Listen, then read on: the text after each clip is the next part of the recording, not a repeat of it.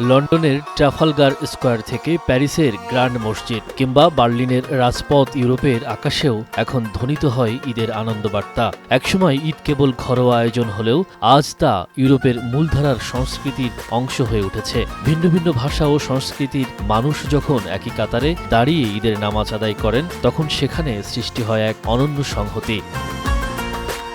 ইউরোপের প্রধান শহরগুলোতেও এখন ঈদের নামাজ কেবল মসজিদের চার দেয়ালে সীমাবদ্ধ নেই। লন্ডনের ইস্ট লন্ডন মসজিদ বা বার্মিংহামের পার্কগুলোতে বিশাল জামাত অনুষ্ঠিত হয়। বিশেষ করে বার্মিংহামের ঈদ ইন দ্য পার্ক ইউরোপের অন্যতম বড় জমায়েত হিসেবে পরিচিত। অন্যদিকে রাশিয়ার মস্কো গ্র্যান্ড মসজিদে হাজার হাজার মানুষ জমায়েত হন। আর তুরস্ক ঈদকে বলা হয় সেকের বাইরাম বা মিষ্টির উৎসব। প্যারিস এবং বার্লিনের মসজিদগুলোতেও কয়েক স্তরের জামাত অনুষ্ঠিত হয়। ইউরোপের অধিকাংশ দেশে ঈদের সরকারি ছুটি না থাকলেও অনেক ক্ষেত্রে মুসলিমদের বিশেষ সুবিধা দেওয়া হয়। ক্রোয়েশিয়া হল ইউরোপীয় ইউনিয়নের একমাত্র দেশ যা তার মুসলিম নাগরিকদের জন্য ঈদুল ফিতর ও ঈদুল আজহার 2 দিনের সরকারি ছুটি মঞ্জুর করে। জার্মানি ও ফ্রান্সের বিভিন্ন রাজ্যে স্কুল বা কর্মস্থলে ঐচ্ছিক ছুটির ব্যবস্থা থাকে। অনেক সময় স্থানীয় মেয়র বা রাষ্ট্রপ্রধানরা মুসলিম কমিউনিটিকে বিশেষ সংবর্ধনা প্রদান করে।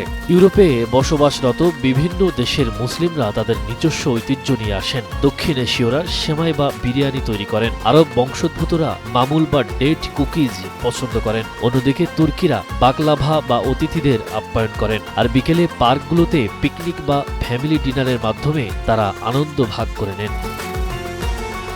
ইউরোপের ঈদ উদযাপনের একটি বড় অংশ হল জাকাত আল ফিতর এবং দাতব্য কাজ। স্থানীয় গৃহহীনদের খাবার খাওয়ানো বা প্রতিবেশী অমুসলিমদের মাঝে মিষ্টি বিতরণ করার মাধ্যমে সম্প্রীতির বার্তা ছড়িয়ে দেওয়া হয়। অনেক জায়গায় আন্তঃধর্মীয় ইফতার ও ঈদ পুনর্মিলনীর আয়োজন করা হয়।